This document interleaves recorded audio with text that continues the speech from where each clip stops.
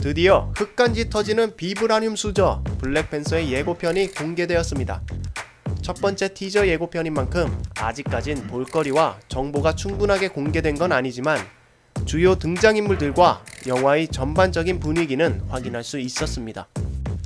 아프리카 대륙의 와칸다라는 국가답게 흑인 배우들이 대거 출연하여 스크린을 빛낼 것으로 보이는데요.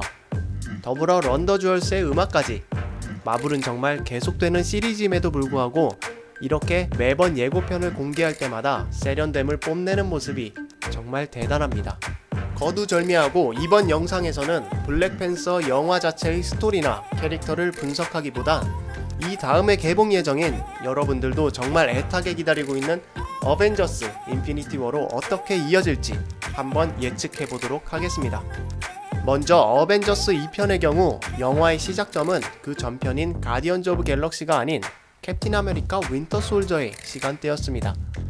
이는 제임스 건 감독이 공식적으로 발표했던 것처럼 가디언즈 오브 갤럭시는 어벤져스와는 독립적으로 제작되었기 때문입니다. 그렇다면 이번 어벤져스 인피니티 워의 경우에는 어떨까요? 지금까지 캡틴 아메리카의 작품이 어벤져스 시리즈와 가장 밀접한 관계를 가지고 있었지만 이번에는 상황이 조금 다릅니다. 보시다시피 두 편의 영화 사이에 무려 5편의 영화가 개봉하기 때문입니다. 이번에도 역시 독립성을 띈 가디언즈 오브 갤럭시와 더불어 아직까지 애매한 판권 문제가 있는 첫 번째 스파이더맨 영화에서는 아무래도 어벤져스 인피니티 워에 대한 떡밥은 등장하지 않을 것으로 예상됩니다. 사실 이번 가디언즈 오브 갤럭시에서 쿠키 영상 1개 정도는 인피니티 워에 대한 것이 나올 줄 알고 기대했었는데 역시나 하나도 나오질 않더군요. 다만 중간에 멤버들이 행성 이동을 한 것이 저는 가장 큰 떡밥이라고 생각합니다. 바로 그 이동 기술로 어찌어찌하여 지구나 아스가르드에 도착하여 멤버들을 만나게 되지 않을까요? 케빈 파이기는 올해 11월 개봉 예정인 토르 라그나로크가 어벤져스 인피니티 워로 이어지는 데 있어 아주 중요한 역할을 한다고 말했는데요. 그렇기 때문에 토르 라그나로크의 마지막 장면이 어벤져스 인피니티 워로 이어지게 될 가능성이 매우 높다고 봅니다. 그렇다고 블랙팬서 영화가 단지 단독 영화이기 때문에 티찰라의 내용만 다룰 것 같지는 않습니다. 그 이유는 이미 블랙팬서는 시빌 워에서 모습을 드러낸 바가 있고 인피니티 워에도 등장하기 때문에 분명히 어느 정도 연결고리는 등장하지 않을까 생각되는데요. 그 연결고리가 바로 현재 와칸다에 고이 잠들어 있는 윈터 솔저입니다.